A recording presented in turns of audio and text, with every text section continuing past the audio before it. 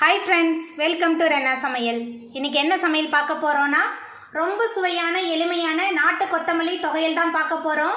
இட்லி தோசைக்கு சூப்பரா இருக்கும். ரச சாதத்துக்கு ரொம்ப அட்டகாசமா இருக்கும். எளிமையான முறையில் செய்யக்கூடிய நாட்டு கொத்தமல்லி தொகையல் எப்படி செய்யறதுன்னு வாங்க பார்த்தறலாம். நாட்டு கொத்தமல்லி தொகையல் பண்றதுக்கு 2 டேபிள் ஸ்பூன் எண்ணெய் சேர்த்தறலாம். எண்ணெய் சூடாகி வரட்டும். எண்ணெய் சூடாயிட்டு இதில் 2 டேபிள் ஸ்பூன் கடலைப்பருப்பு சேர்த்துடலாம். அது கூடவே காரத்துக்கு தகுந்த மாதிரி காய்ந்த மிளகாய் எடுத்துங்க. நான் 12 காய்ந்த மிளகாய் எடுத்திருக்கேன். எல்லாத்தையும் சேர்த்துட்டு நல்லா வறுத்துடலாம். காய்ந்த மிளகாய் கடலைப்பருப்பு நல்லா வறுபட்டு வர ஆரம்பிச்சிருச்சு. இப்போ இதில் அரை மூடி தேங்காய் சேர்த்துக்கலாம். தேங்காய் சேர்த்துட்டு நல்லா வறுத்துடலாம். நம்ம சேர்த்த கடலைப்பருப்பு தேங்காய் காய்ந்த மிளகாய் 3 எண்ணெயில் நல்லா வறுபட்டுருச்சு. இப்போ இதில் 2 கட்டு நாட்டு கொத்தமல்லி சேர்த்துடலாம்.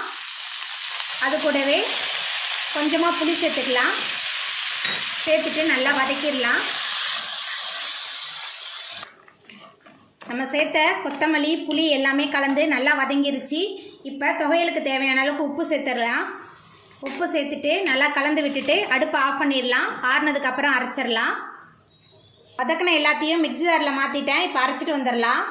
மிக்ஸி ஜாரில் மாற்றிட்டு விழுதாக அரைச்சிட்டு வந்த நம்மளோட நாட்டு கொத்தமல்லி தொகையல் சூப்பராக ரெடி ஆகிட்டு நீங்களும் உங்கள் வீட்டிலே இந்த சுவையான நாட்டு கொத்தமல்லி தொகையலை செஞ்சு பாருங்கள்.